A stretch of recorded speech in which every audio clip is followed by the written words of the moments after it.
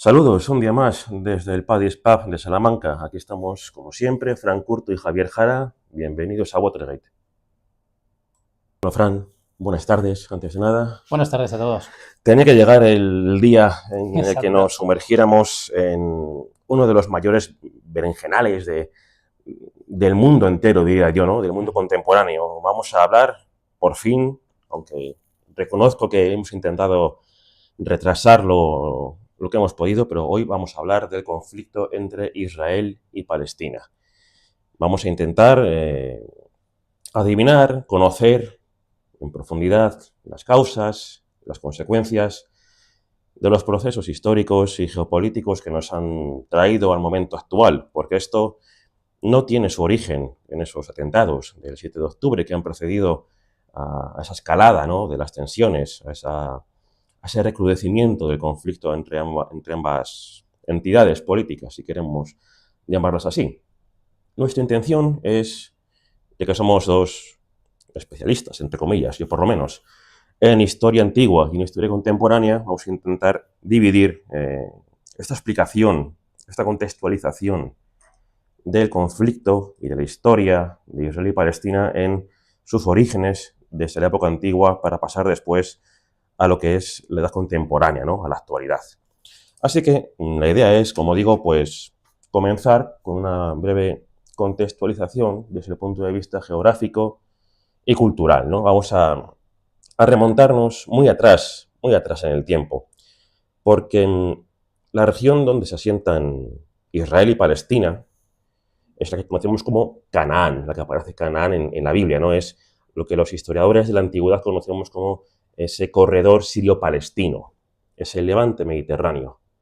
Es esa zona geográfica entre Egipto, Mesopotamia y Turquía, que por su ubicación, por la zona donde estaba enclavada, fue un hervidero de mercaderes y de comercio, ¿no? Esta es la razón por la que una gran variedad de pueblos se instaló en este lugar. Nuestras fuentes para conocer la historia de Israel y de Palestina son de dos tipos, aunque son muy pocas. Tenemos por un lado la arqueología, que son las evidencias científicas, y por otro, muy diferente, tenemos el relato que los propios israelitas nos conceden, que es la Biblia, el Antiguo Testamento. Y es que esta Biblia, este Antiguo Testamento, lo que nos dice es que Canaán, este corredor sirio-palestino, es la tierra prometida que Dios, Yahvé, promete a Abraham y a sus sucesores. Sin embargo, lo que nos dice la arqueología es que en Canaán, en lo que ahora es Israel o Palestina, teníamos una gran variedad, un mosaico de pueblos como los jebuseos, los amonitas, los filisteos, que nos pueden sonar más.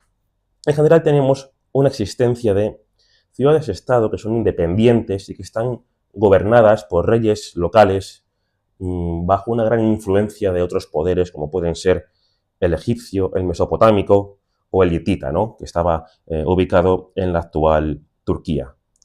Entonces lo que tenemos es un panorama político que está fragmentado y con muchas tensiones en su interior, pero con una gran riqueza, y de hecho algunas de las ciudades más antiguas de la humanidad se encuentran ubicadas en lo que es este corredor sirio-palestino. Tenemos el gran ejemplo de Jericó.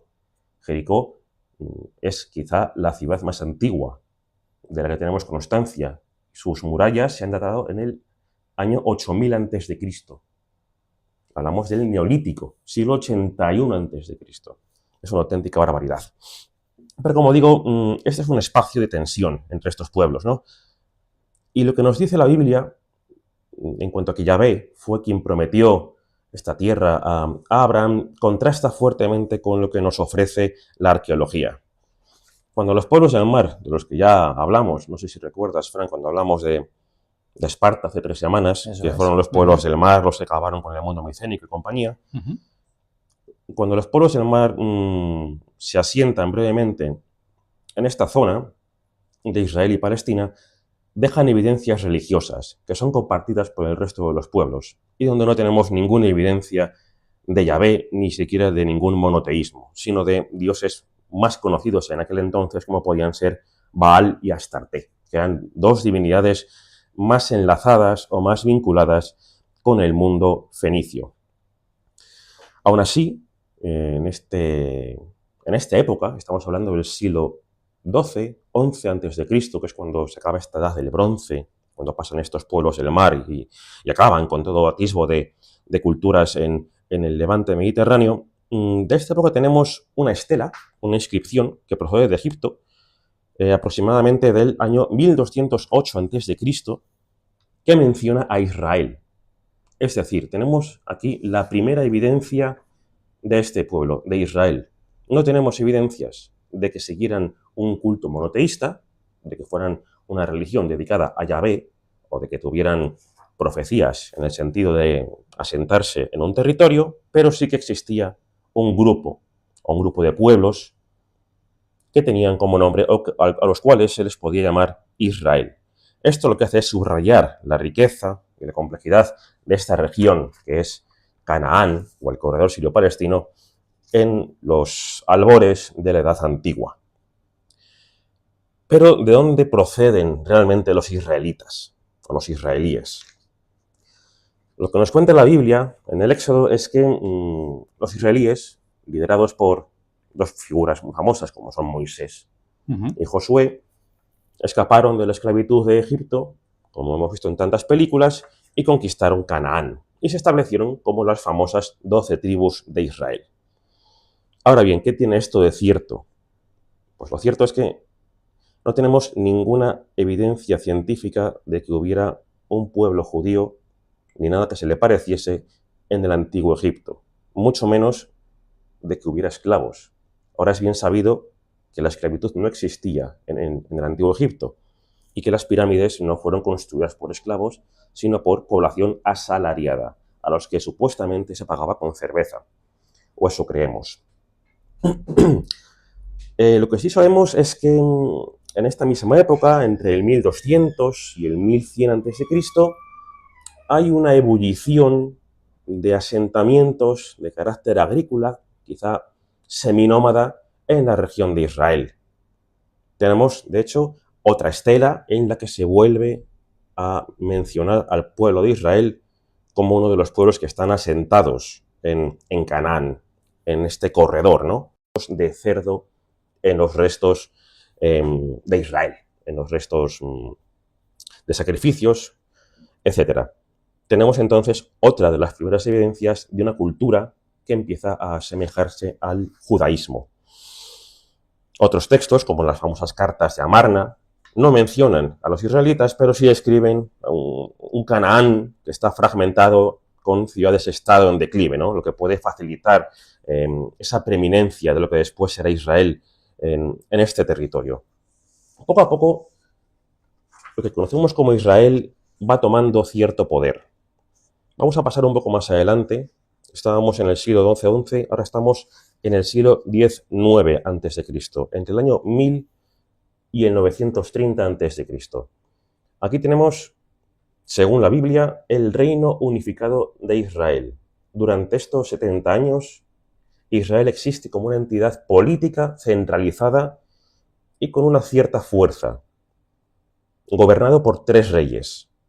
El primero de ellos, David, el famoso rey David, que conquista Jerusalén y construye el primer templo de Jerusalén, ¿no?, que supuestamente fue destruido después.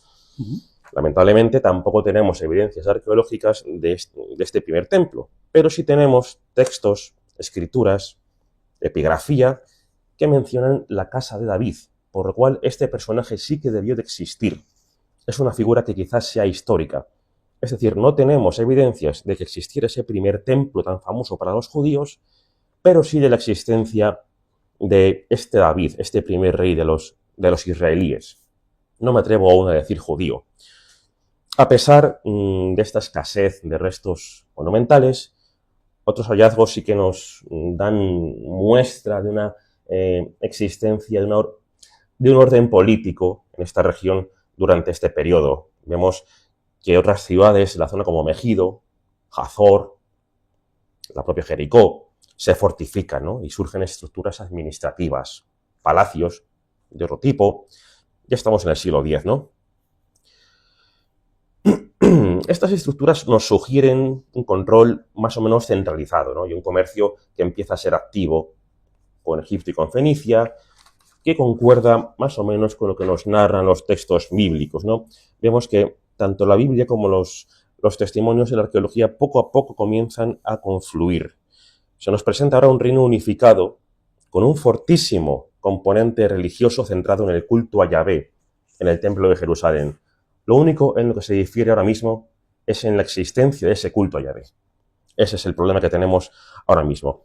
Y no tenemos ninguna mención en buena parte de la Biblia ni a David ni al último rey, que fue el famoso Salomón. Después del 930 a.C., que es la fecha en la que se supone que muere Salomón, tenemos la división de este gran reino de Israel en dos reinos. Parece ser que, según la Biblia, hay fuertes tensiones internas en el seno de Israel y este país, este estado, se parte en dos. Al norte tenemos lo que ellos mismos se consideran Israel y al sur tenemos el reino de Judá. Todo esto con una misma cultura, pero se llevan fatal entre ellos. A pesar de que se llevan muy mal entre ellos, su mayor problema son las potencias extranjeras. Estamos en un momento en que tenemos el auge de imperios como el egipcio, el babilonio, el asirio, etc. Y es que, de hecho, el reino del norte, Israel, termina siendo conquistado por los asirios y el reino del sur, Judá, termina siendo conquistado por los babilonios, aunque es cierto que entre ambas conquistas median 200 años. ¿Qué ocurre? Que en los dos casos de conquista, la población autóctona es desplazada. Comienza en ambos casos lo que ellos conocen como diáspora. Toda la población de Israel y del reino de Judá al sur es desplazada y desaparece. Y comienza a surgir la idea de que en algún momento estos pueblos tienen que regresar a lo que ellos consideran que es su tierra prometida. Tenemos además testimonios, no escrituras, sino epigrafía, inscripciones fabricadas en cerámica procedentes de lo que era el reino de Judá, que nos narran la desesperación de las poblaciones del interior de Judá ante el avance babilonio, que debió de ser muy violento. Y también tenemos restos de edificios calcinados. Y también tenemos restos, puntas de flecha, propias del reino babilonio, lo cual quiere decir que la violencia de la que hablamos en estas conquistas puede que sea cierta. Y puede que esa expulsión de estas poblaciones, sean de religión cananea o sean de religión ya judía, es cierta o fue cierta. Dicho esto, ¿cuándo surge el judaísmo? Es algo que no podemos determinar. Pero desde luego, de manera científica, no podemos asegurar que sea una religión que surge en el año 3000, cuando a Abraham se le concede el permiso para ocupar ese territorio, y tampoco cuando Moisés y Josué escapan de Egipto para asentarse en Israel. Tenemos pues estas evidencias que intentamos compaginar como buenamente podemos, que son la Biblia y la arqueología. Y hemos llegado a la expulsión de los judíos o de las poblaciones de Israel y de Judá. Este es el primer motivo que encontramos para ese nacionalismo que surge posteriormente, siglos más tarde, para regresar a lo que ellos consideran su tierra, lo que ellos llaman Sión. Esta es una palabra que me parece muy importante, porque de aquí viene el sionismo. La importancia cultural, religiosa y política del sionismo procede de este regreso que tiene que darse en algún momento de estas poblaciones a Sion. Con esto llegaríamos, el salto va a ser importante, al siglo XIX después de Cristo. Este es terreno más tuyo que mío. Exacto, sí. Lamento pasarte así la pelota. Tengo que decir antes de nada que este es un tema extremadamente complicado, tanto desde el punto de vista de la historia antigua como de la historia contemporánea. Yo recuerdo que una de las asignaturas más complicadas de la carrera de historia era historia antigua del Próximo Oriente.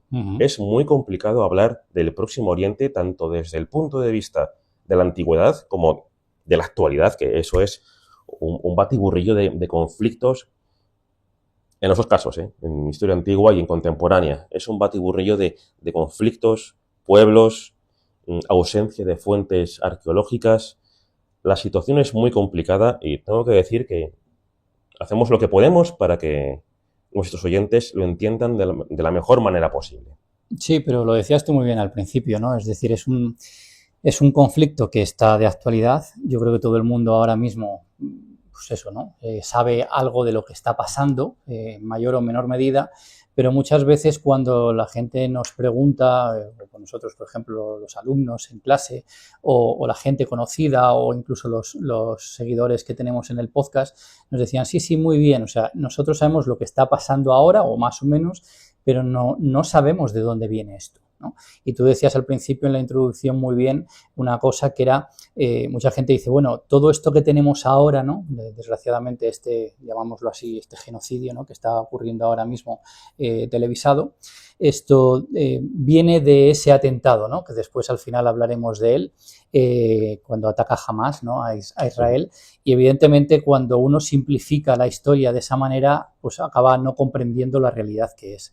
Por eso cuando nos pedían este tipo de cosas, pues tú y yo pensamos un tema y dijimos, bueno, pues vamos a intentar explicar qué ha pasado, ¿no? Es decir, cuál es la historia de este conflicto, cuál es la historia de este sitio donde realmente se está produciendo realmente estas atrocidades actualmente. Lo importante es que al menos los oyentes tengan claro que esto procede de muy lejos. Claro, exacto. Y espero que haya quedado claro que esto no viene de hace 3 años ni 50, sino más bien de hace 3000 años, como poco. Claro, que esto es como uno de los objetivos que queremos, ¿no? Nosotros en el podcast, en Watergate, ¿no? Porque el hecho de que muchas veces la gente cuando habla de determinadas cosas, ¿no? que pasan, o acontecimientos que pasan en el mundo, simplemente lo circunscriben a casi lo más actual, pero es que prácticamente, o sea, no hay ningún tipo casi de ningún conflicto que haya en el mundo actual en el que no haya habido una historia detrás. Pasaría lo mismo. Yo creo que sí, los dos más mediáticos, no digo porque también hemos visto que también hay otros lugares donde hay conflictos con muchos miles y millones de muertos,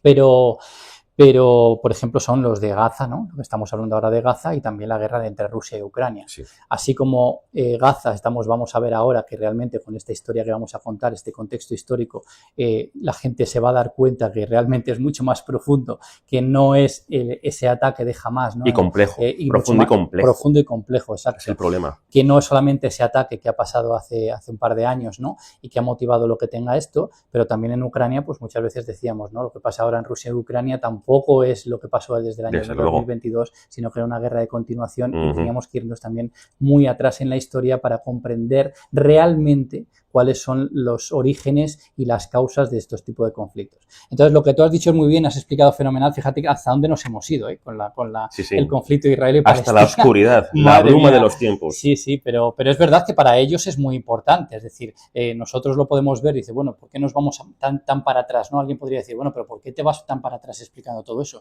Bueno, pues porque para las dos partes, ¿no? Tanto para Israel y Palestina, evidentemente el conflicto parte mucho más para atrás, ¿no? de todo ello. Entonces, como tú muy bien has dicho, tú lo has dejado ahí en el siglo XIX, lo que voy a intentar, porque voy a intentar, no sé si lo voy a lograr, pero voy a intentar de la mejor manera posible explicar qué es lo que ha ocurrido desde ese finales del siglo XIX hasta la actualidad para que entendamos por qué hay ese conflicto y entendamos determinados aspectos, ¿no?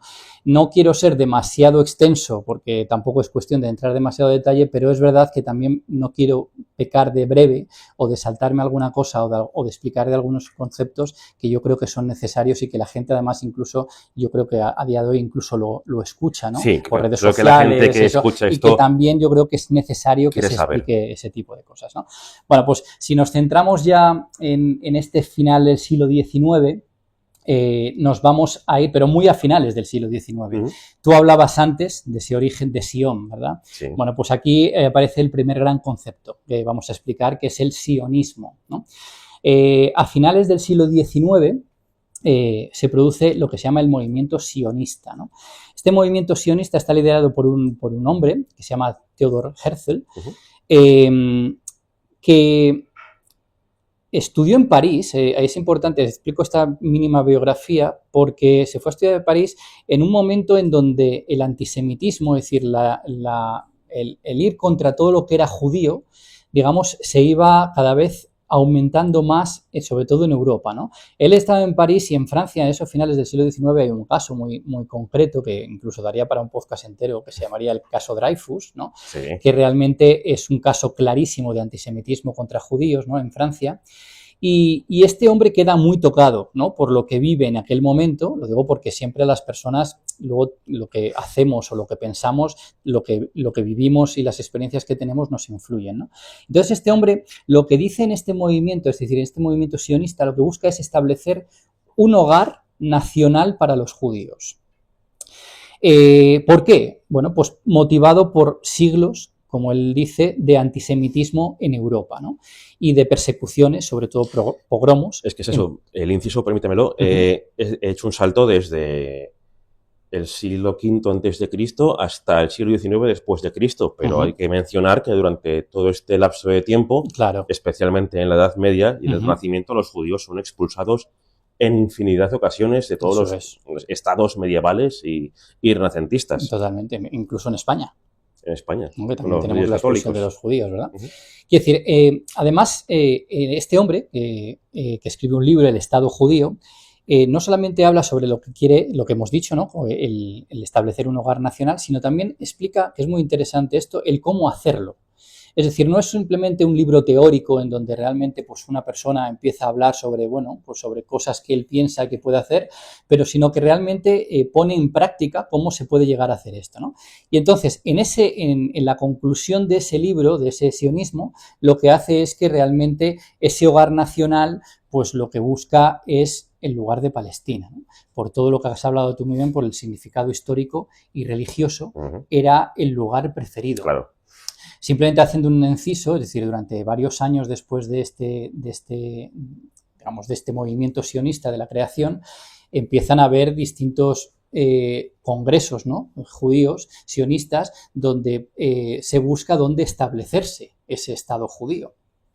Queda evidentemente, todo el mundo prefiere Palestina, pero a veces por la prácticamente imposibilidad en aquellos momentos de poder hacerlo, digamos, de forma práctica, se buscan determinados lugares en el mundo para poder instalar un Estado judío, hasta sitios tan variopintos como te puedo decir Alaska, Madagascar, me suena bien, sí. Madagascar, Uganda. Claro, Es decir, sitios que... Palestina pertenecía al Imperio Otomano por aquel entonces y después a los británicos. Eso es, que es justo lo que voy a explicar ahora. Entonces, quiere decir, a raíz de este movimiento sionista, lo que hace es que fomenta que dentro de los judíos, ¿no? De la población judía mundial, se empiece a haber una sensación de querer ir, ¿no? A Palestina o a crear ese Estado judío. Y eso es lo que ellos llaman, la palabra se llama aliyá. Las aliyás. ¿Qué son las aliyás? Bueno, las aliyás significan simplemente los movimientos migratorios de los judíos hacia Israel a lo largo de todos los siglos, ¿no? Desde lo que has explicado tú, pues hasta la actualidad, ¿no? Vale. Es decir, sobre todo, especialmente, tú lo has dicho tú muy bien, desde esa diáspora judía, ¿no? Tras esa destrucción del segundo templo. Asirios exacto, que acabas de decir. Y entonces, estos movimientos, estas aliyás, se intensifican con el surgimiento del sionismo en el siglo XIX, que promueve, repito, el retorno a la tierra de Israel como un proyecto nacional. Ya había judíos, hay que saber, hay que decir también que ya había judíos en la Palestina que ellos quieren ir. Es decir, la primera aliyá, antes de toda esta creación del sionismo, ya había judíos, sobre todo, como hemos dicho, de Europa del Este y de Yemen, por ejemplo, huyendo de persecuciones y de pogromos, ¿no? Quiere decir, el aliyá, para entender nuestros movimientos migratorios, son un pilar muy importante del sionismo y de la política de Israel, porque lo que fomenta es la inmigración judía, que incluso hay una ley, la ley del retorno, que se hace en 1950, que otorga, fíjate lo que dicen, ¿no? Con esta ley judía, que otorga a cualquier judío el derecho a establecerse en Israel y obtener la ciudadanía. Es decir, que además estas aliyás no solamente es una inmigración física, sino que también se interpreta como una especie de, voy a llamarlo como ascenso espiritual, ¿no? A regresar a esa tierra prometida que hablabas tú muy bien antes, ¿no? Conectando a los judíos pues con esa herencia, ¿no? religiosa y cultural. Por tanto, ¿qué una vez visto esto, ¿no? Esa creación del sionismo y esas migraciones que empieza a haber por parte de los judíos, nos vamos a situar a principios del siglo XX, ¿no? Vale. Esos años previos a la Primera Guerra Mundial. En esa Primera Guerra Mundial, cuando nos explicaban, ¿verdad?, en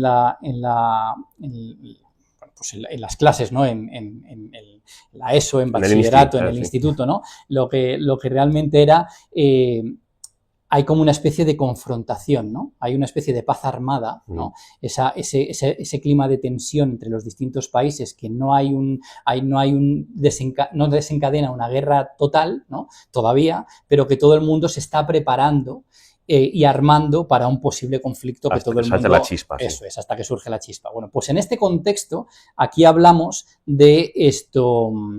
de un país que va a ser protagonista a partir de ahora, que es el que has dicho tú, que es Inglaterra, Gran Bretaña. Que no es lo mismo, pero bueno, para que lo entendamos, vale, ¿no? Sí. No, para no entrar en demasiado detalle. ¿Qué es lo que va a ocurrir aquí? Bueno,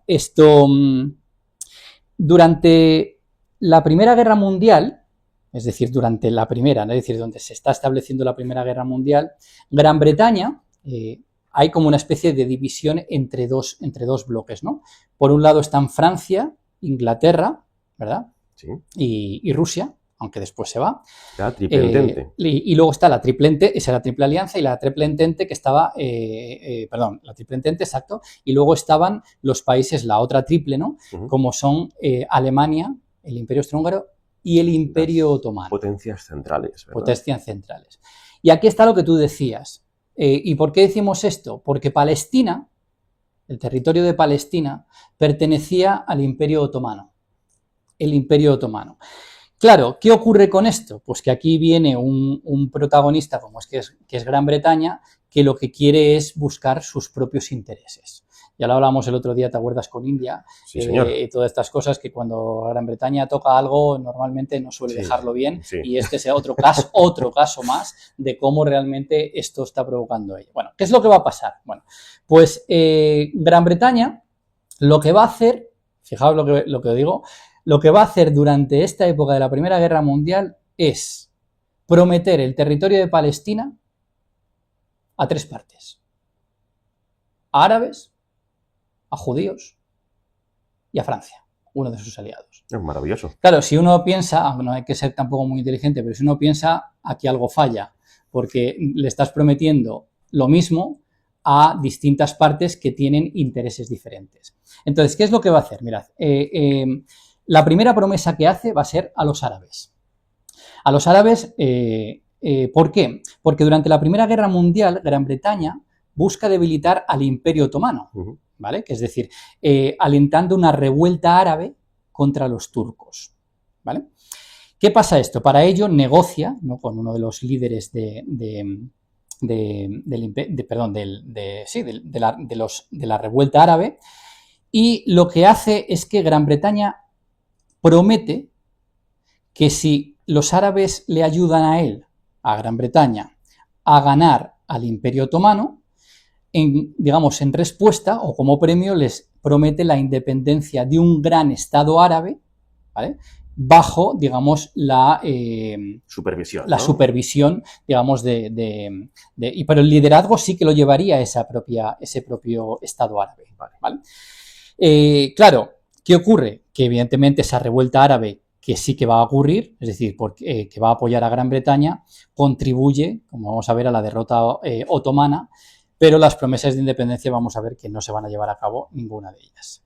Claro, estos son los primeros, pero mientras están pactando con los árabes y les prometen esto, a su vez Gran Bretaña, fíjate, un año después, con los árabes lo hace en 1915, fijaos, la Primera Guerra Mundial va de 1914 a 1918, bueno, pues en 1915 lo hace con los árabes, en 1916 lo hace, ¿con quién? Con sus aliados.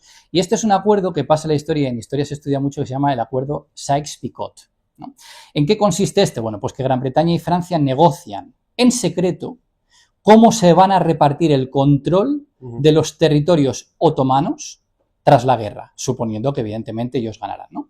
Claro, ¿qué es lo que va a ocurrir? que el acuerdo Sykes-Picot, cómo se dividen la tarta, por así decirlo, ¿no? Esto como una especie de conferencia de Berlín, ¿no? Como hacen con África esto. ¿Cómo se divide esa tarta entre Francia e Inglaterra? Bueno, pues dividen el Medio Oriente, es decir, en sus esferas de influencia. Gran Bretaña se quedaría, pues por ejemplo, territorios como Irak, Transjordania, que va a ser la futura Jordania, y Palestina, mientras que Francia se quedaría con Siria y Líbano.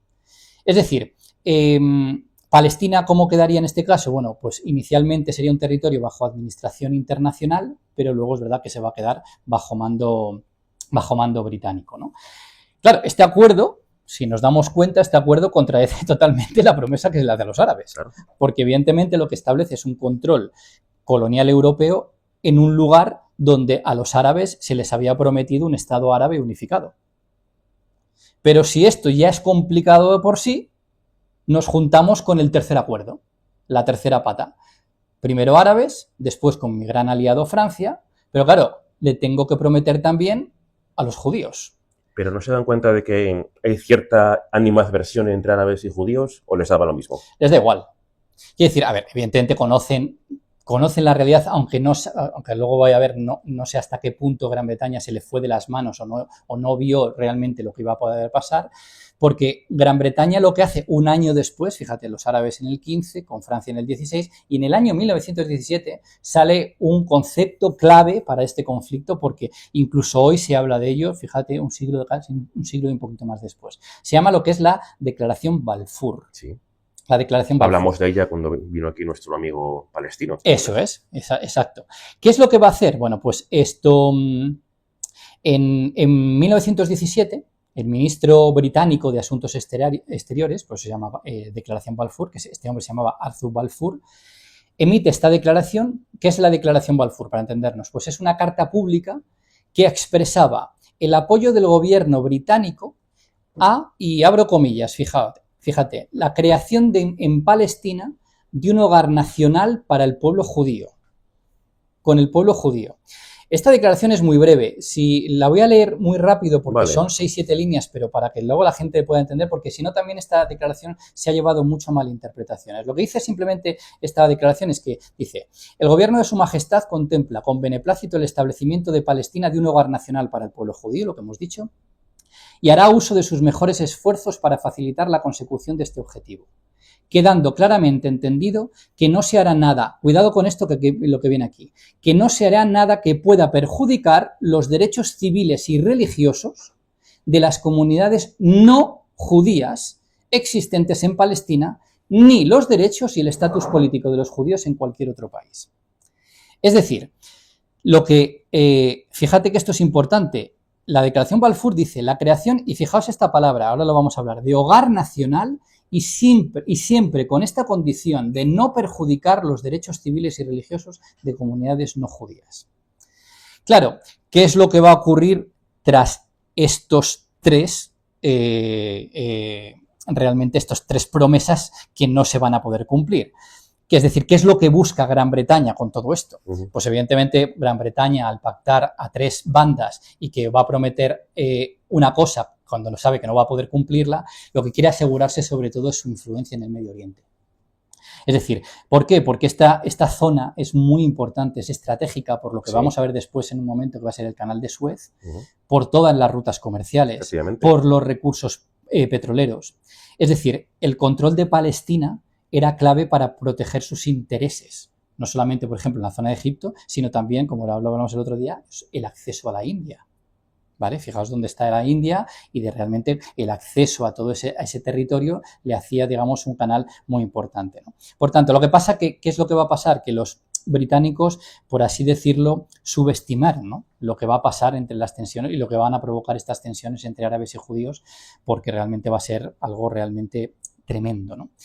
Claro, ¿qué va a ocurrir? Pues que en 1918 acaba la guerra, y la guerra la ganan Inglaterra, Francia, ¿vale? Es decir, y bueno, Rusia ya se ha ido en 1917, pero fundamentalmente Italia, que se pasa de bando. Italia, que se cambia de bando, exacto, un chaquetero ahí, ¿no? Sí. Que pasó eso, pero ganan esto. Entonces, claro, ¿cuál es una de las consecuencias? Y lo explico brevemente de esto. ¿Cuál es una de las consecuencias de esa Primera Guerra Mundial? Que desaparecen grandes imperios. y entre ellos el que desaparece es el Imperio Otomano. Sí, señor. Claro, el hecho de que desaparezca el Imperio Otomano, los territorios que pertenecían a ese imperio, digamos, se convierten en territorios deseados, ¿no?, y deseables por determinadas potencias europeas, entre ellos los que estamos hablando, lo que son Inglaterra y... Es que era un imperio que se extendía desde Constantinopla o Estambul hasta Egipto. Eso es, o sea, es que es enorme, es decir, es un territorio realmente importante en el sentido de tanto de recursos, de geografía, Claro. de geopolítica, etcétera, etcétera. Entonces, ¿qué es lo que va a ocurrir? Bueno, pues que después de la desaparición del Imperio Otomano, ¿quién se queda con Palestina? Pues se lo queda Gran Bretaña. Bajo lo que llamaban en aquellos momentos, Palestina va a ser bajo mandato de Gran Bretaña, que es una forma, ¿no?, de organización, de colonización, ¿no?, por parte de los europeos con respecto a eso. Entonces, ¿qué es lo que va a pasar? Pues que, claro, evidentemente, durante estos años, después de la Primera Guerra Mundial, los años 20 y los años 30 empiezan a haber otra vez esas aliyás, esos movimientos migratorios hacia la zona de Palestina, sobre todo por parte de los judíos. Vale. Claro, ¿qué va a ocurrir? Pues que la llegada de judíos a zona palestina lo que va a provocar son continuas tensiones y confrontaciones y enfrentamientos muy duros durante los años 20 y los años 30 en ese territorio, ¿no? Para entendernos, quiero decir, por ejemplo, en los años 20, esa inmigración tan masiva que está llegando por parte de los judíos provoca, por ejemplo, que en 1929, por poner ejemplos, ¿no?, se llama uno de los grandes momentos es la matanza de Hebrón, ¿no?, donde árabes ahí con cuchillos, etcétera, matan a 67 personas, ¿no?, realmente provocando o por lo menos haciendo ver realmente cuáles son ese tipo de tensiones, ¿no? Además, no hay que olvidarnos años 30, ¿vale? Es decir, el auge, ¿no?, de esos fascismos y concretamente el auge nazi, ¿no?, el Tercer Reich, esto aumenta la inmigración judía también, es decir, porque la gente se está yendo de esa Europa, ¿no?, de esa Alemania, para realmente llegar a todos esos sitios. ¿No era Hitler el que decía que había que meterlos en Madagascar? ¿O me estoy confundiendo? En Madagascar, sí, puede ser, sí. No lo voy a confirmar pero sí que me suena que realmente podía haber sido Hitler el que sí, pudo ser, ¿eh? Uh-huh. Bueno, es una solución, una isla de donde no se pudieran escapar, para él sería perfecto, desde luego. Claro, es decir, fíjate que cualquier solución, por así decirlo, hubiera sido mejor que la solución final. Sí, yo creo que sí, cualquier cosa. Claro, es decir, al final, en la búsqueda de todo ese territorio, es decir, claro, ¿qué es lo que va a provocar? Claro, que estos conflictos tan grandes entre judíos y palestinos, lo que hace es que realmente llega un momento a finales de los años 30, es decir, en el contexto también de ese holocausto, de ese régimen también nazi en Europa, estalla lo que se llaman los árabes. Es decir, para entendernos, lo quiero explicar así de manera para que lo entendamos todos. Claro, llega un momento en que es un conflicto que creó Gran Bretaña en su momento por lo que ha sido, de repente todo eso estalla y ninguno está contento, hagas lo que hagas. Claro, ¿qué es lo que ocurre? Todo el mundo está cabreado con todo el mundo. ¿Por qué? Porque los palestinos están cabreados ante la llegada masiva de los judíos. Y además se ve que no han cumplido Gran Bretaña, ¿no?, con lo que le había prometido durante la Primera Guerra Mundial.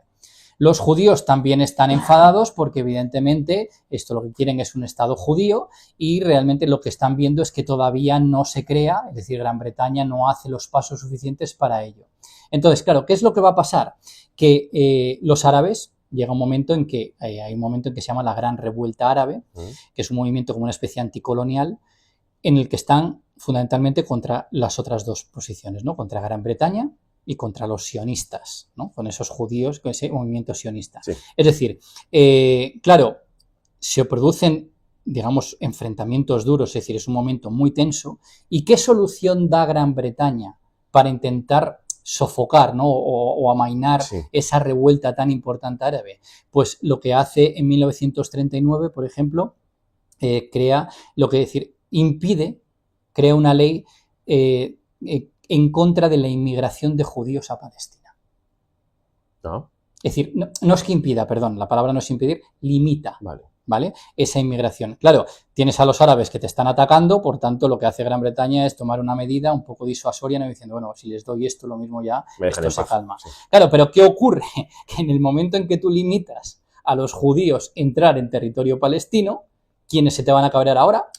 Por los judíos. Por los judíos, evidentemente. Y entonces los judíos empiezan a ver grupos sionistas, ¿no? Muy radicales, que empiezan a pedir ese Estado, ¿no? de Israel, pero además empiezan a practicar el terrorismo contra los británicos. Porque dicen, claro, lo están pidiendo, los británicos siempre están diciendo, bueno, sí, ya os lo daremos, sí, lo estamos haciendo, tal, como siempre, bueno, sí, posponiendo todo, ¿no? Y los judíos, estos radicales, llegan a un momento en el que grupos, ya te digo, sobre todo estos grupos sionistas radicales, como el Irgun, por ejemplo, hago un inciso, este Irgun, que son radicales, estos son los antecedentes, hay que pasar, no hago el antecedente siguiente, pero sí la actual que tú lees, son los antecedentes al partido del Likud, de Netanyahu, el actual. Simplemente para que veamos de dónde beben, ¿no? Los que están actualmente gobernando en Israel, ¿no? Bueno, pues esta gente, y de hecho uno de los momentos claves, además que internacionalmente salió como de forma muy clara, fue el atentado contra el Hotel Rey David, que digamos el Hotel Rey David era la sede donde estaban las instituciones del gobierno británico en Jerusalén, ¿no? En ese atentado se producen, hay decenas de personas muertas, ¿no? Y esto, claro, provoca que Gran Bretaña ya no sepa dónde meterse. ¿Por qué? Porque por un lado a los árabes están descontentos por lo que acabábamos de decir antes, a los judíos de repente esta rama radical se ven que automáticamente si no me das este estado vamos a ir contra ti, y llega un momento en el que al final lo que va a hacer Gran Bretaña es decir, mira, me lavo las manos, me voy aquí, dejo el problemón tremendo aquí, que lo solucione alguien, pero yo me voy, ¿no? Pues un poco como la India. Bueno, pues es ese tipo de cosas. Claro, ¿qué es lo que va a ocurrir? Bueno, pues que a partir de estos momentos, después de la Segunda Guerra Mundial, la Segunda Guerra Mundial va del 39 al 45, esto va a ocurrir los sucesos que mucha gente ahora empieza a entender que es lo más cercano a lo que tenemos en la actualidad, ¿no? ¿Qué es lo que va a pasar en estos momentos? Bueno, pues en 1947, ¿vale? En 1947, ante estos conflictos, ¿no? Que hemos visto todo lo que está pasando en los años 20 y 30, la ONU, ¿vale? La Asamblea General de las Naciones Unidas, va a proponer un plan de partición para dividir ese mandato británico de Palestina, ¿no?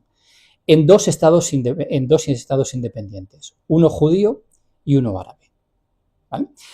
¿Qué es lo que va a ocurrir? Es lo que se llama la resolución 181, que incluso muchas veces ahora está saliendo en muchos... Nos suena a todos.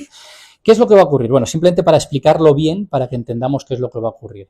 Esa división que acabo de hablar, va a haber una división territorial en donde se asigna la división de ese territorio de Palestina, no olvidemos que era Palestina, se asigna aproximadamente el 56% del territorio al Estado judío. El Estado todavía no es porque era hasta el año 48, pero será a los judíos. Quiere decir, es que es curioso, que aunque los judíos representaban un tercio de la población, es decir, para entendernos, aproximadamente habría unos 600.000 frente a 1.200.000 árabes, es decir, el doble. Es decir, se le otorga una mayor proporción de tierra.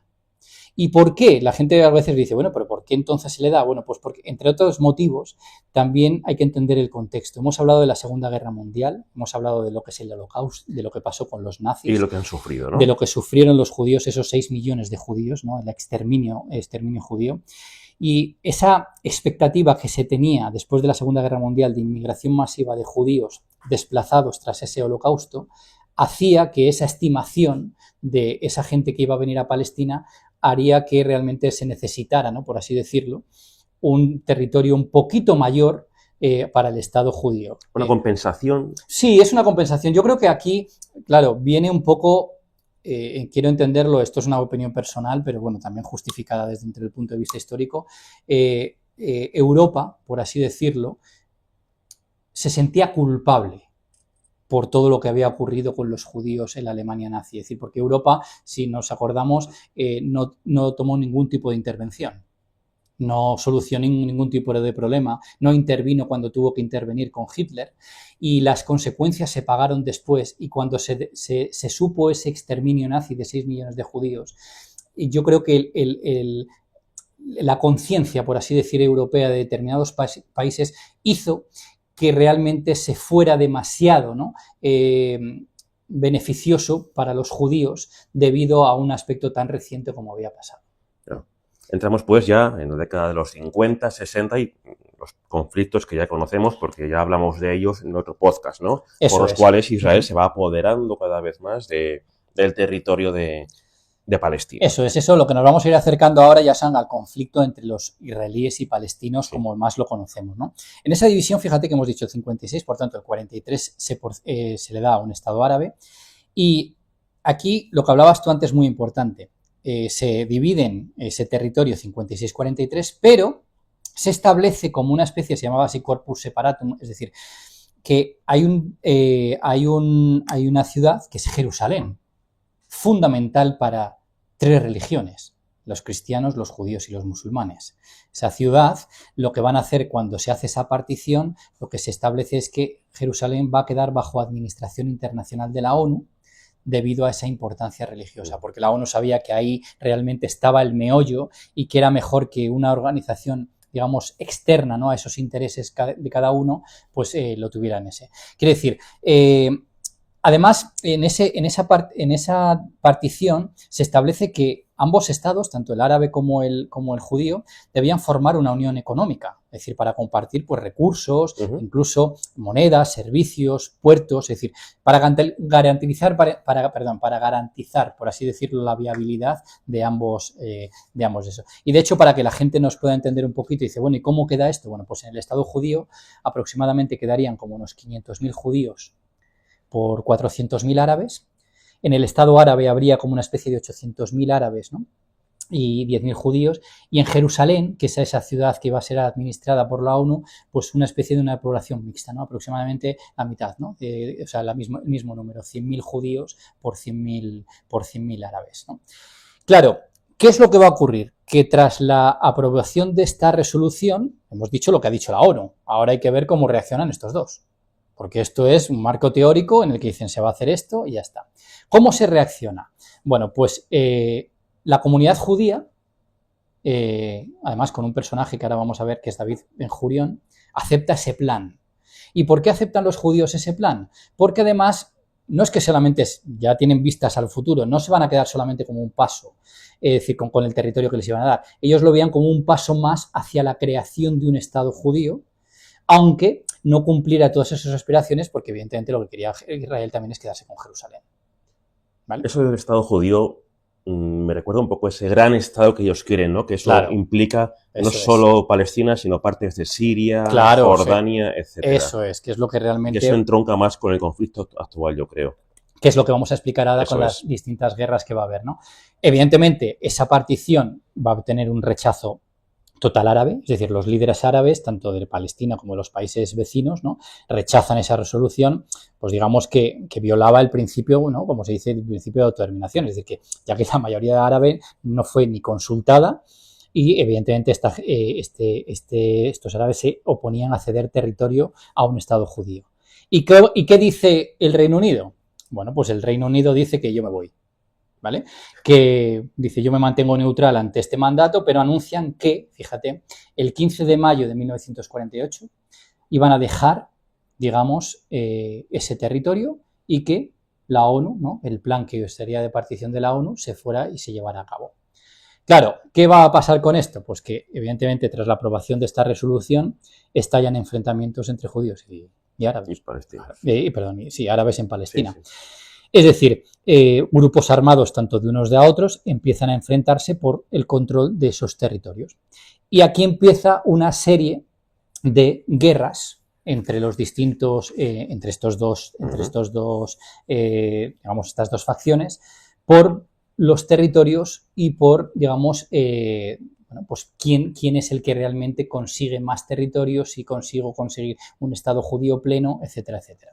Entonces, ¿qué es lo que va a ocurrir? Bueno, pues que fíjate que el 15 de mayo de 1948, digo la fecha exacta para que nos centremos, anuncia Gran Bretaña que se larga, que se va de allí. Vale. Bueno, pues un día antes, el 14 de mayo de 1948, ¿vale? Ben Gurión proclama la independencia de Israel. Proclama la independencia de Israel. Basándose en esa resolución 181, es decir, como que esa resolución le daba la legitimidad, ¿no?, internacional de poder crear un Estado propio. Un Estado propio. Claro, ¿qué es lo que va a ocurrir? Que al día siguiente, el 15 de mayo de 1948, cuando los británicos se han ido, empieza lo que se llama la Primera Guerra Árabe-Israelí. Y fíjate lo que tardan, ¿eh? O sea, fíjate cómo es la acción y reacción. Y también nos ve la reacción y contrarreacción, cuando se ve que es tan inmediata, nos hace muchas veces entender qué conflicto hay dentro, para que realmente está la situación muy, muy tensa. Claro, pero es que además los apoyos de los que debía de gozar ya Israel para que un día después de su independencia sea capaz de declarar la guerra a otro Estado. Quiero decir que esto ya estaba planeado seguramente con anterioridad. Claro, esto es seguro. Y de hecho, pues ya te digo, una vez hecho esto, ¿qué es lo que ocurre? Que ese día los estados árabes vecinos, ¿no?, de Palestina, es decir, Egipto, Jordania, Siria, Líbano, Irak, invaden el territorio para apoyar a los palestinos. Y ahí se inicia lo que es la primera guerra árabe-israelí. Claro, ¿qué es lo que va a pasar con todo esto? Bueno, pues que tras, digamos, distintos enfrentamientos, la guerra, digamos que acaba, ¿no?, por así decirlo, el conflicto resulta con la victoria de Israel, que expande su territorio más allá de lo estipulado en la resolución de 181. Es decir, vamos a ir viendo como cada guerra que hay, territorio que más gana Israel al territorio que se pactó inicialmente en esa partición, en esa resolución. De hecho, fíjate que hablábamos de 56, ¿verdad? Nos acordamos del 56-43. Bueno, pues cuando acaba el año 1948, en esa guerra, realmente lo que ocupa Israel es cerca del 78% de Palestina. Del 78%. De hecho, la parte de Gaza, ¿vale? La parte de Gaza, digamos que se crea como una especie de línea verde, que lo llaman así, y en donde se va a quedar de la siguiente manera como consecuencia. Gaza se queda para Egipto, va a quedar bajo el mandato bajo supervisión de Egipto. Cisjordania, la otra, ¿no? Ahora hablamos de las dos franjas no importantes, de Gaza y Cisjordania, ya empiezan a salir aquí. Bueno, pues Gaza queda para Egipto, Cisjordania se queda para Jordania, y Jerusalén, se la van a dividir en dos. El este de Jerusalén se la va a quedar Jordania, por la proximidad geográfica que tiene, ¿no?, también, y el oeste de Jerusalén se lo quedan los judíos. Es decir, que tras este conflicto, la ONU aquí ya no pinta absolutamente nada en Jerusalén. Jerusalén, que antes era administrada por ese problema religioso y que se veía que iba a ser un conflicto árabe, se lo van a quedar y se lo va a dividir entre el este para los árabes, es decir, Jordania, y el oeste para los judíos. ¿Vale? Esto es muy importante. ¿Por qué? Porque a partir de esa guerra, cuando la gana Israel y por tanto tiene más territorios, Israel invita a todos los judíos del mundo a ir a Israel. Hay carretera abierta, por así decirlo, o camino abierto para el este. De hecho, fíjate que cuando empezó esta guerra, ¿no?, por así decirlo, y las consecuencias que tiene esta guerra, a finales de la primera guerra de árabe-israelí, aumentan en población 650.000 judíos. De territorio no es muy grande, ¿eh? 650.000 judíos más. Mientras que la población árabe, si había 1,5 millones, se queda aproximadamente a la mitad. ¿Y por qué? Porque durante esta época, y aquí quiero hablar de una cosa importante, porque es muy importante para los palestinos, ¿no?, de lo que se habla eso, ocurre lo que se llama la Nakba. La Nakba. ¿Qué es la Nakba? La Nakba es un término en árabe, significa catástrofe o desastre, ¿no? Y es el término utilizado por los palestinos para describir los eventos que ocurrieron durante los años 47 y 49. Digo las dos fechas porque es importante. ¿Por qué? Porque durante estos 3 años, los palestinos, entre 700.000 personas y 750.000, fueron expulsados o huyeron de sus hogares en el territorio que se convirtió en el Estado de Israel tras esta primera guerra. Esto es muy importante porque este evento es un pilar central en la narrativa palestina, porque no solamente representa la pérdida de tierras y hogares, sino también una especie de trauma colectivo que marca la diáspora y la lucha por los derechos humanos. ¿Por qué digo que es importante esta Nakba? Porque esta Nakba, y lo digo porque la historia sirve para explicar realmente lo que ocurrió independientemente de esas interpretaciones, esto tiene una interpretación. Mirad, Israel, la Nakba, que ocurrió evidentemente, esto la justifica. Y la justifica porque como fue atacado, ¿no? Y él se tiene que defender, ¿no? Es como una especie de defensa existencial, pues evidentemente tenía que atacar y defenderse y por eso se produjo eso, ¿no? El mismo argumento que en los últimos ataques de Hamas. Eso es, pero esto es totalmente falso. ¿Por qué es totalmente falso? Porque si no nos olvidamos, he dicho antes, los años de la Nakba, del 47 al 48. La primera guerra árabo-israelí es en el 48. Dice, entonces, ¿qué pasó en el 47? No. En el año 47 ya estaba habiendo persecuciones, ¿vale? Un clima de violencia, de miedo, masacres, bombardeos. Quiere decir, esto... Antes de la formación del Estado de Israel. Antes de la formación. Es decir, ¿por qué? Porque además esto... Realmente el objetivo, por así decirlo, tenemos que hablar de un poquito, de una forma clara, lo que estaba... Claro, quiero que entendamos por qué. Tú no puedes justificar un Estado, bueno, o es difícil de justificar cuando tu población, es decir, es menor que la población que está. Es decir, un Estado normalmente se justifica porque hay una población mayoritaria, ¿no? Y después, pues evidentemente hay población minoritaria que configuran un Estado que ya está. Pero claro, evidentemente cuando Israel está en Palestina, evidentemente la población no es mayor, la judía, que la palestina. Entonces, ¿cómo puedes incrementar la población judía? Pues de dos maneras. Primero, por inmigración, es decir, trayendo a judíos a esos sitios. Y segundo, eliminando y echando a la población palestina que estaba en ese sitio. Es decir, esto es una limpieza étnica, pero literal.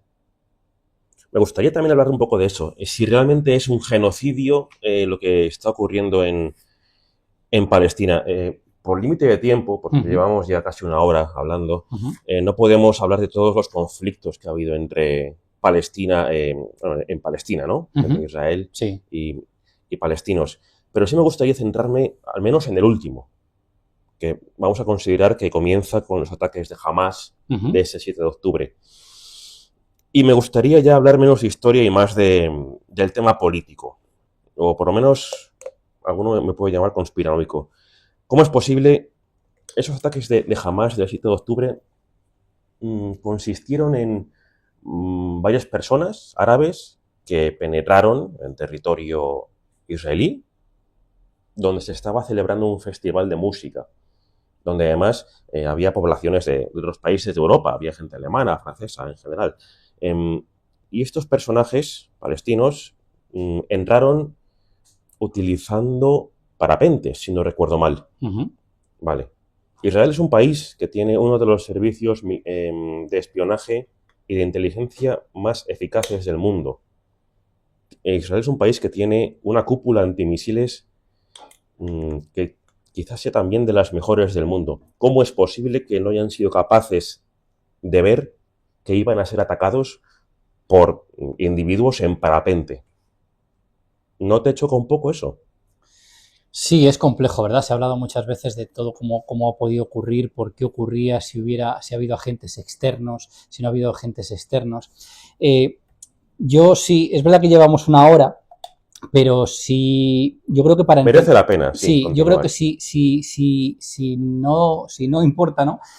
Quizá para entender nada. También un poquito, porque va a ser una cosa muy parecida a lo que ha ocurrido ahora con lo que ha pasado históricamente, sí que voy a resumir brevemente un poquito esos 4 conflictos porque están en el meollo, ¿no? De todo de este. Sí.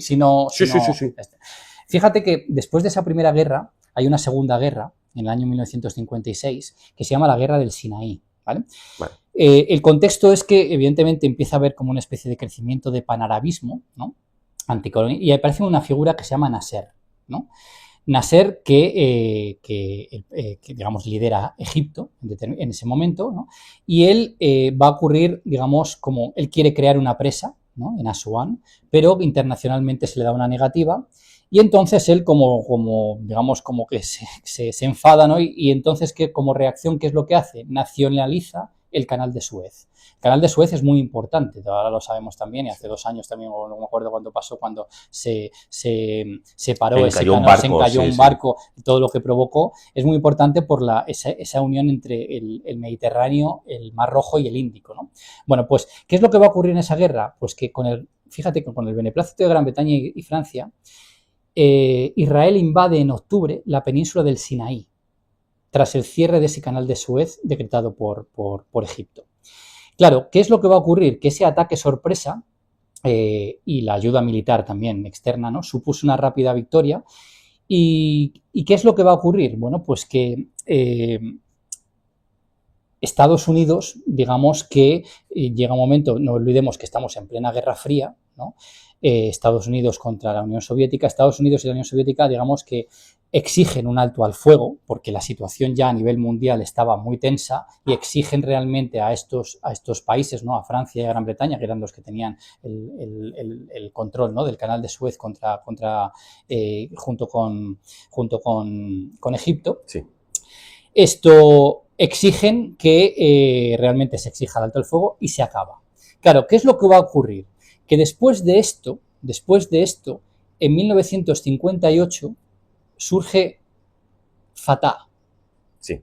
Fatah, que es una organización política que realmente, que además está liderada por un líder que veremos después, Yasser Arafat, ¿no? Claro. Que lo que quiere es unificar esas facciones palestinas porque, digamos, para unirse en una lucha armada contra Israel, ¿vale? De hecho, Fatah, que es esa organización, pero que es una lucha armada, años más tarde, en el año 64, se crea la Liga Árabe, que fundamentalmente está liderada por Nasser. Esto funda lo que va a ser la OLP, la Organización de Liberación de Palestina, ¿no? Estas dos, Fatah y Palestina, llegan a unirse. ¿Y qué es lo que va a ocurrir? Bueno, pues que unos años después, cuidado con esta fecha, es muy importante entender esto por lo que acabas de decir tú, lo que había pasado de Hamás. En 1967 quizá ocurre la guerra más importante o el conflicto más importante para entender lo que está pasando, que es la guerra de los 6 días. 144 horas, ¿no? Donde realmente hay mucha polémica porque realmente Israel ataca, ¿vale? Digamos, a una coalición de estados árabes, entre los que se incluyen pues, Egipto, Siria, Jordania, digamos como una especie de guerra preventiva, ¿no? Es como que justifica, ¿no? Digamos, un ataque hacia estos poderes. ¿Y qué es lo que va a ocurrir? Cuidado con esto. En el año 67, este año es muy clave, porque cuando gana Israel, en esta guerra de los 6 días, conquista toda la península del Sinaí, la de Egipto, sí. Toma el control total de Jerusalén, toda, lo que antes estaba partida en 2, ahora es todo suyo, se queda con los altos del Golán, que de Siria, y realmente se queda prácticamente con todo el territorio. Es decir, y a partir de esos momentos empieza a hacer, que es lo que va a ver ahora, una ocupación ilegal tanto de Gaza como Cisjordania que dura hasta hoy. ¿Vale? Claro, ¿qué es lo que ocurre con la población que va a haber ahí? Que la población que hay en esos territorios se van a Jordania. Claro, porque ya el territorio palestino, realmente, entonces los palestinos atacan desde Jordania a Israel y bueno, a través de una serie de movimientos, ¿no? Lo que empieza a ver es que realmente se ve que también el movimiento palestino no está unido, porque muchos palestinos quieren conseguir la causa, digamos, unos objetivos de una forma, digamos, militar y otros menos. Finalmente, ¿qué es lo que va a ocurrir? Bueno, pues que en el año 1973, cuidado con esta guerra, se llama la guerra del Yom Kippur, ¿no? Durante la celebración del Yom Kippur, que es una de las fiestas más sagradas, ¿no? Del calendario judío, Israel va a ser atacado por una coalición de estados árabes liderados esta vez por Egipto y Siria. Es decir, los estados árabes lo que quieren hacer es recuperar aquello que han perdido en la guerra de los 6 años. ¿Qué es lo que va a pasar? Bueno, pues que el ataque evidentemente coge por sorpresa a Israel, pero que con la ayuda también de otros agentes externos logra reponerse y finalmente no pierde ninguno de los territorios conquistados. Y esto. ¿Qué es lo que va a pasar con esto? Fíjate que cuando se hace la guerra del Yom Kippur, el 6 de octubre de 1973. Es decir, los palestinos aprovechan una festividad judía para atacar a los judíos. Sí. En el año 2023, el 7 de octubre del 2023, también se aprovecha una festividad judía para atacar, digamos, a objetivos israelíes. ¿Y no aprendieron de los errores del pasado o no quisieron aprender? Fíjate que Golda Meir, que era la presidenta en esos momentos de Israel, de hecho perdió el gobierno tras aunque luego no pasó, o sea que Israel se mantuvo, pero eso provocó que, fíjate que no se lo esperaron. Quiere decir, de hecho Israel estuvo invadida, tanto por Egipto como por Siria. Lo que pasa es que después se recuperó y de hecho luego contraatacó y realmente fue más allá e incluso tomó Egipto y tomó Siria, ¿no? Llegó hasta Damasco. Es decir, que no. Claro, ante este conflicto, ¿qué es lo que va a ocurrir? Que en estos tiene que llegar un momento en que estos territorios que han perdido, sobre todo Egipto, empieza a ver que busquen unas negociaciones de paz, ¿no? Egipto, digamos, empieza a negociar y ¿qué es lo que va a ocurrir? Que durante unos años empieza a llegar a unos acuerdos, ¿no? Pero estos acuerdos no llegan digamos, a buen puerto muchas veces esas negociaciones de paz y empieza a haber el otro, que es justo también lo que estábamos entendiendo lo que va a pasar ahora, que es lo que se llama el concepto de intifada. Sí. ¿Vale? A mediados ya de los 80, en 1987, los palestinos se organizan dentro de esos territorios ocupados, ¿no? De Gaza y Cisjordania, y tras décadas de ocupación de sus territorios, que hemos dicho empezó en el año 67, los palestinos se enfrentan al ejército israelí pues, con piedras, palos, ¿no? Con cócteles Molotov, armas, y en ese mismo año, que es a lo que hablábamos, se funda el grupo Hamas, un grupo islamista con el objetivo de pues eso, ¿no? Retomar el Estado palestino, de acabar con la colonización israelí, etcétera, etcétera. Todo esto va a llevar a una serie de pactos, ¿vale? A una serie de pactos, conferencias de paz. Entonces, en Madrid, por ejemplo, hubo la conferencia de Madrid. Y en 1993 llegan lo que se llaman los acuerdos de Oslo, donde la revuelta palestina, digamos, se crea, digamos que va a haber como una especie de paz que parecía que estaba lo más cerca posible, pero ¿qué es lo que va a ocurrir? Que en estos acuerdos de Oslo, Palestina, la parte negociadora, no jamás, la parte de la Asociación Palestina, es decir, la Autoridad Palestina, perdón, que es el representante, por así decirlo, de Palestina, sí acepta el Estado de Israel.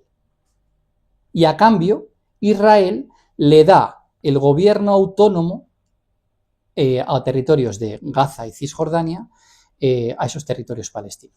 Parecía que, de hecho, ese mismo año, fíjate si son importantes en los acuerdos de Oslo, que los líderes que firman esos acuerdos, entre ellos lo que fueron en Israel estaba Isaac Rabin, Arafat por parte de los palestinos, de hecho ganan el Premio Nobel de la Paz ese año, Arafat, sí, claro. por esos acuerdos. ¿Qué es lo que ocurre? Que Isaac Rabin, estos acuerdos de que sí reconozco un Estado de Israel, pero yo también acepto ese gobierno autónomo de Palestina, hay radicales judíos que no aceptan esto por toda la dinámica que se lleva, y en 1995 Isaac Rabin es asesinado. Claro, ¿qué es lo que va a ocurrir? Que a partir de esos momentos esto empieza a haber también una serie de conflictos que también Bill Clinton, por ejemplo, intenta interceder otra vez a Estados Unidos llamando a los líderes de los dos, pero no llegan a un acuerdo. ¿Por qué? Porque en este momento coge el poder uno de los líderes más extremistas de Israel, que se llama Ariel Sharon. Lo recuerdo bien. Que además, fíjate cómo es, visita la explanada de las mezquitas. Esto, evidentemente, dentro de los musulmanes, evidentemente empieza y es el origen de una segunda intifada. un segundo levantamiento popular que va a durar entre el año 2000 y 2005, donde realmente los musulmanes no aceptan y empieza a haber otro levantamiento contra Israel. ¿Vale? ¿Qué es lo que va a ocurrir? Bueno, pues que en Israel hay elecciones, gana este hombre, gana Ariel Sharon, ¿y qué es lo que va a hacer en el año 2005? Pues como medida, ante esas intifadas, estas revueltas palestinas, lo que va a hacer es rodear, lo que ahora hablamos, con un muro, Gaza y Cisjordania. Falleció ya Ariel Sharon, ¿verdad? Recuerdo que Sí. tuvo, no sé si era Alzheimer o algún tipo de demencia, y que esos últimos años los pasó postrado, ¿no? En una cama. Es que, claro, esto es muy importante porque, claro, fíjate, o sea, Gaza y Cisjordania la rodea completamente por un muro. Sí, sí. Es decir, sí, lo recuerdo. Y en 2006, un año después, se hace elecciones, por eso es importante entender lo que estabas diciendo antes, por eso quería hacer un resumen de esto. Hay unas elecciones en Palestina. Y en Palestina, ¿quién gana las elecciones? Hamás. No la gana la autoridad palestina, la gana Hamás, que es considerado un organismo por muchos países terrorista. Y claro, internacionalmente, al ganar Hamás, no recibe ayuda internacional palestina. Y de hecho incluso hay una tensión entre los propios palestinos, entre los que apoyan a Hamás, que va a ser quien gobierne Gaza, de facto, mientras que la autoridad palestina va a ser quien realmente tenga el poder en Cisjordania. En Cisjordania se vive menos mal, por así decirlo, ¿no? que en Gaza.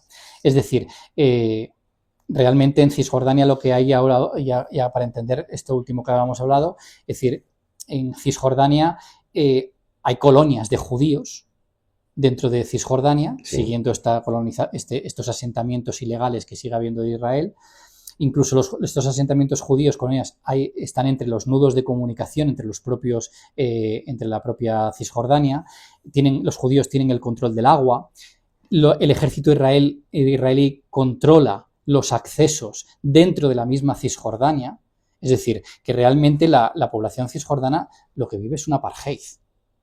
Literal, es decir, en ese territorio, porque evidentemente los derechos que realmente se cumplen en Cisjordania prácticamente... El otro día leía una noticia que desde todo esto que estamos hablando, de todo lo que ha sido las resoluciones de la ONU, lo que se pide con la Declaración de Derechos, etcétera, etcétera, Israel hasta hoy ha cumplido el 0,5%. El 0,5%. Y esto era Cisjordania. Evidentemente Gaza, pues ya sabemos lo que es. Gaza es una cárcel abierta al mundo, abierta, digamos, al aire libre, ¿no? Evidentemente eso es un campo de concentración donde realmente los gazatíes están sufriendo las consecuencias de todo este proceso histórico que acabamos de explicar. Mira, voy a intentar hacer de abogado del diablo, si eso soy capaz.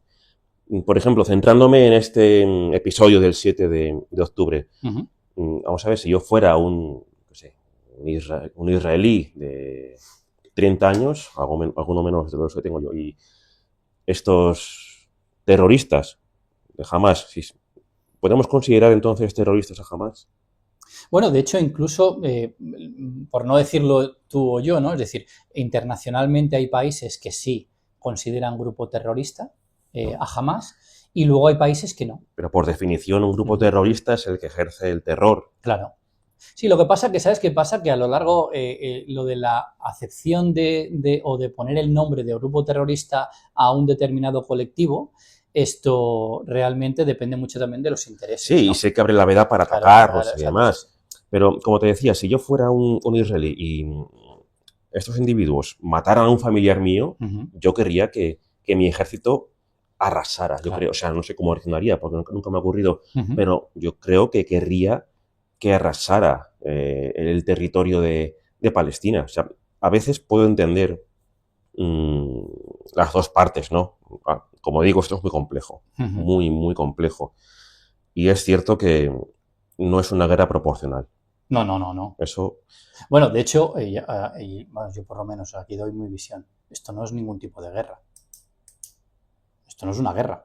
O sea, lo que está pasando ahora en Gaza es que no hay una guerra, es decir, es que Israel no está haciendo una guerra contra Gaza, es decir, Gaza está sometido a lo que está sometido, está sufriendo lo que está sufriendo, pero realmente, a mi modo de ver, no es ningún tipo de guerra. En una guerra se tienen que dar una serie de circunstancias para poder hablar que realmente hay un conflicto entre dos, pero es que, o sea, y lo hay, pero que es que realmente no se dan las características propias de una guerra entre lo que está ocurriendo en Israel con Gaza. Hablamos mucho de genocidio, es la palabra que más se repite casi en todos los medios. Sí. Por definición, también genocidio sería el exterminio sistemático de una raza. Xenos, ¿no? En antiguo griego. Y además con una característica muy importante, de forma deliberada. De forma deliberada. Intencional. Pero no hay gente árabe viviendo en Jerusalén. Sí, claro, ¿no? Claro, es que este sistema muchas veces aquí... o sea, es cierto, o sea, hay que admitir que Israel está cometiendo crímenes de guerra. Eso sí lo entiendo. Y de lesa humanidad. Y de lesa humanidad, de acuerdo. Sí, sí. Pero a lo mejor también utilizamos quizá la palabra genocidio un poco a la ligera. Bueno, yo sí lo pienso, ¿eh? Es decir, yo sí que creo que estamos ante un genocidio, claro, además. Es curioso que normalmente cuando está ocurriendo un genocidio a lo largo de la historia nunca nadie dice que está ocurriendo un genocidio y es posteriormente cuando se habla que realmente es un genocidio. Como te digo, intento hacer claro, de... Sí, no. Intento apuntar un punto de vista neutral. Sí, entiendo perfectamente, pero a lo que voy es que, pero no solamente por un punto de vista, es decir, mi punto de vista no es una cuestión, digamos, emocional o visceral, ¿no? Sino me baso en lo que, por ejemplo, en el derecho internacional, ¿no? Y es en lo que se basa en lo que es un genocidio. Para que se cumpla un genocidio debe haber una serie de características y se tiene que cumplir una serie de, no todas ellas, pero que tiene que haber un mínimo. En Gaza, prácticamente, yo casi diría menos una, se están cumpliendo casi a rajatabla cada una de ellas.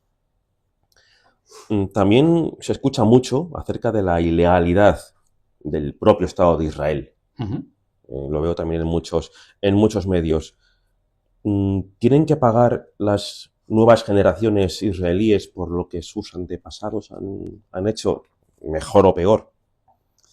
Claro, bueno. ¿No es un poco también extremista negarla a estas alturas la existencia del Estado de Israel cuando llevan ya desde el año 48 o incluso un poquito antes?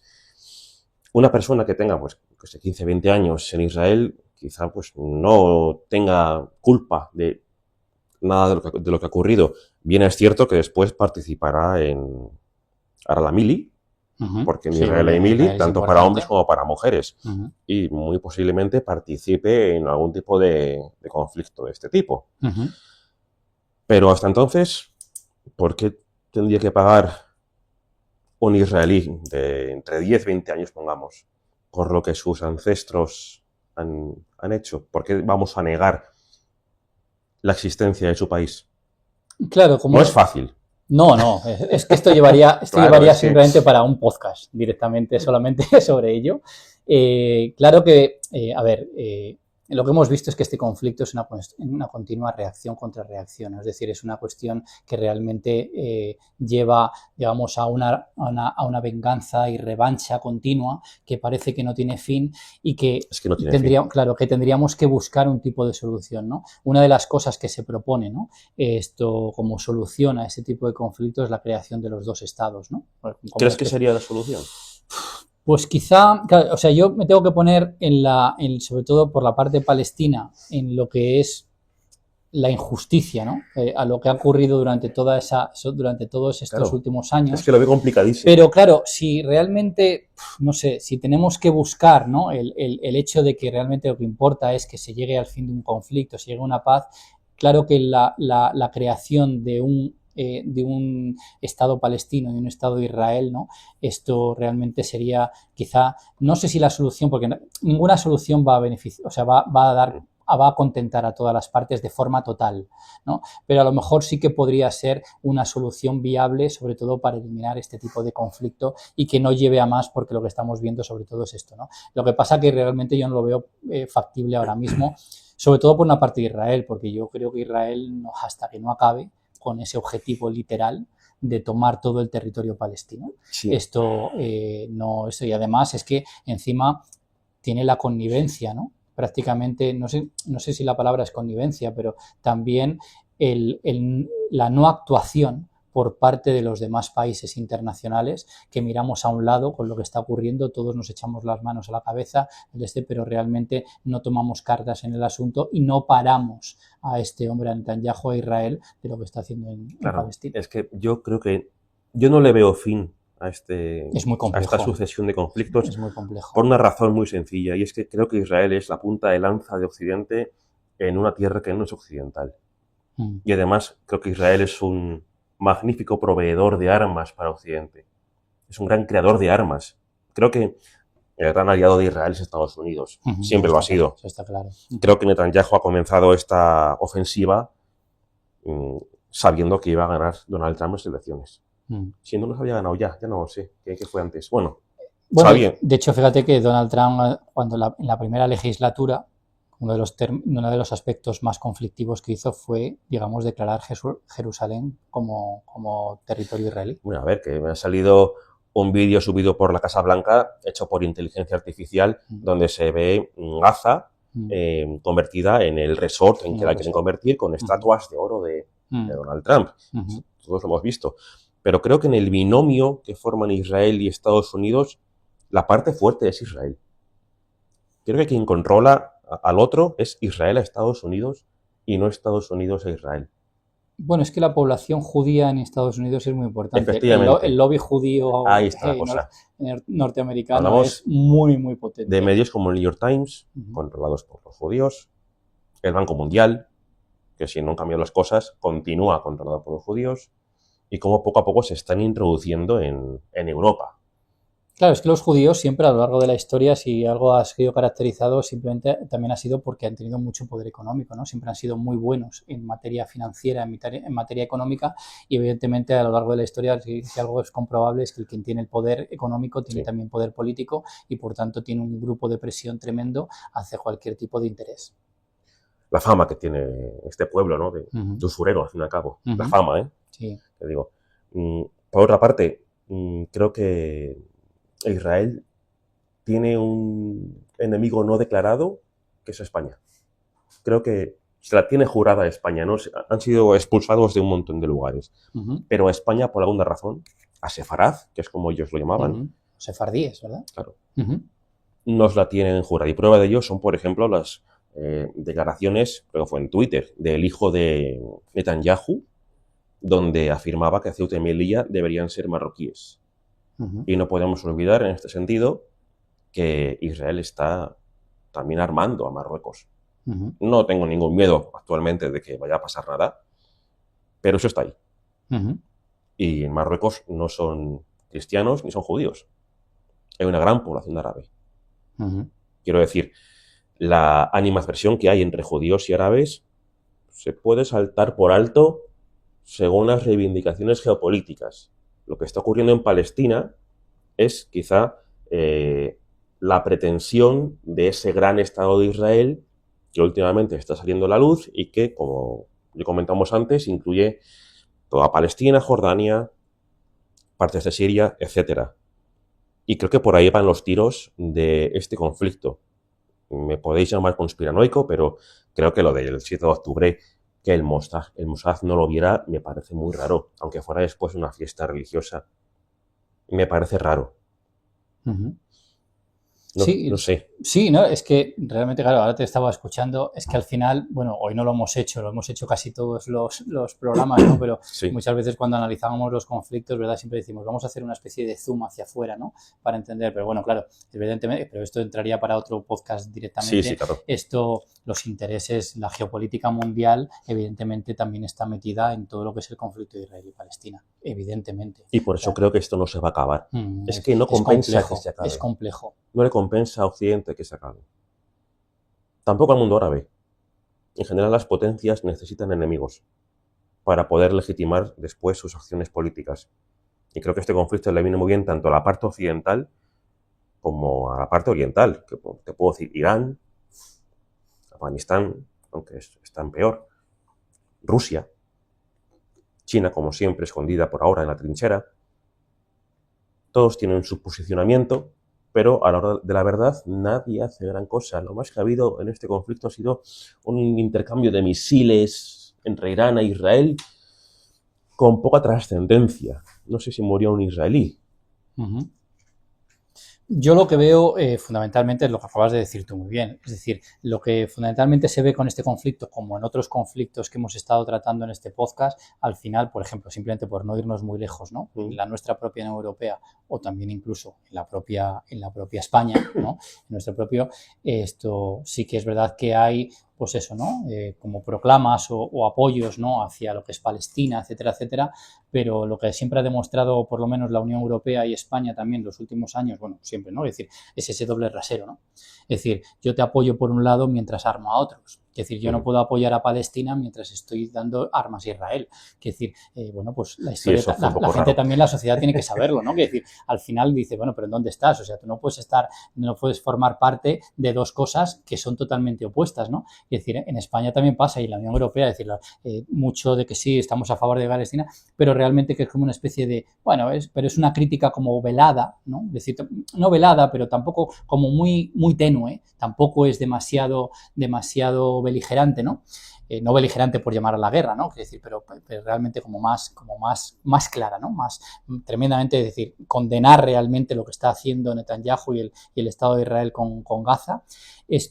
Pero es verdad que muchas veces, pues bueno, sí, se dice no podemos estar a favor de todas estas cosas, estamos a favor de lo que pasa el pueblo palestino, estamos en contra de todo lo que está pasando en Gaza, pero a la vez estamos dando y armando a Israel. Sí, además estamos alimentando que los propios israelíes vivan en una especie de burbuja donde realmente son el pueblo elegido. Bueno, podemos ver a diputados diciendo que en efecto hay que asesinar a los bebés que están muriendo porque el día de mañana serán combatientes de Hamás. Hombre, una de las cosas que hay que pensar es por qué Israel, dos de los objetivos más claros son mujeres y niños. Si tú eliminas mujeres y niños, lo que estás eliminando directamente es un futuro. No sé si hay más pistas para poder decir qué es lo que está haciendo o cuál es el objetivo de Israel. Es decir, eso está clarísimo. Es decir, entonces, quiere decir, lo que está ocurriendo es que es un conflicto que realmente nos está teniendo, digamos, en vilo todos los días, pero que lo que dices tú, es decir, también hay que entender una cosa. A mí siempre me gusta, para eso también me gusta la historia y intento llegar, digamos, y como tú dices también muy bien, ¿no? Ver las dos partes. Sí. También hay que ver, estamos hablando de Israel como Estado, también, pero también lo digo porque también conozco a gente muy implicada en este tipo de conflicto, por parte también de Israel. Hay mucha gente en Israel, también hay gente en Israel que desde que ocurrió esto hay manifestaciones diarias, casi diarias contra Netanyahu, contra ese gobierno, pidiendo evidentemente la liberación de esos rehenes, ¿no? que tiene Hamás, pero evidentemente también apoyando a que se acabe con este genocidio con lo que está pasando en Gaza y que además esto también haya una paz y que se encuentren con ese estado doble, ¿no? Tanto palestino como es decir, que cuando hablamos de Israel, como cuando hablamos de cualquier país, es importante también entender que no todos los que forman ese país están de acuerdo con una con otro, es decir, hablamos como país porque realmente el gobierno, en este caso el de Netanyahu, es el que está llevando a cabo todo este tipo de medidas. Pero también es verdad que yo creo que también es importante entender que también hay gente dentro de Israel que no está de acuerdo con todo eso, así como también hay judíos que no están de acuerdo porque si no también llegamos a una simplificación de que unos buenos, otros malos, estos quieren una cosa y otros quieren otras, cuando realmente siempre es mucho más, digamos, complejo, es mucho más complejo el entender todo ello. No sé, yo lo de los dos estados no lo acabo de ver porque si se da eso no va a acabar nunca el conflicto. De momento lo que esta guerra me parece que nos enseña es que, como en la Edad Antigua, el que tiene más fuerza es el que gana y el que impone sus condiciones. Y da igual que estemos en el siglo II antes de Cristo o en el XXI después de Cristo. Bueno, pues 1:30. No sé si quieres decir algo más, aprovechando. Yo creo que ya hemos dicho... el más largo que hemos hecho hasta la fecha. Sí, yo creo que o sea, yo creo que este conflicto necesitaba esto, ¿no? Es decir, que la gente también conociera cuáles son esos antecedentes, esa historia para comprender. Siempre la historia sirve para entender lo que está pasando, ¿no? Y yo creo que aunque nos hayamos extendido un poquito, pero yo creo que realmente sirve por lo menos para entender qué es lo que está ocurriendo ahora y es eso, que realmente es el objetivo con el que tenemos este podcast. pues espero que hayamos arrojado algo de luz a nuestros Esperemos. oyentes sobre este conflicto tan complicado y tan difícil. Lo dejamos por hoy. No ha estado mal, como digo, 1 hora y media. Gracias, Fran. Gracias, una vez Javi. más. Gracias a toda la gente del PADIS. Gracias, sí, sí. Una vez más, si os ha gustado este contenido, por favor, podéis darle like a nuestras redes sociales o suscribiros o las dos cosas. Y por último, dar las gracias, dar gracias a todos estos seguidores, que cada vez son más, que también nos animan, nos dicen temas, nos comentan, ¿vale? Que hacen que realmente esta comunidad sea cada vez más grande. Así que nosotros lo agradecemos infinito y que nos hace que también tengamos cada vez ilusión en seguir con este proyecto y llevar la historia un poquito más cerca. Pues hasta aquí Watergate por hoy. Muchísimas gracias. Hasta la próxima. Adiós. Un abrazo para todos, para todos.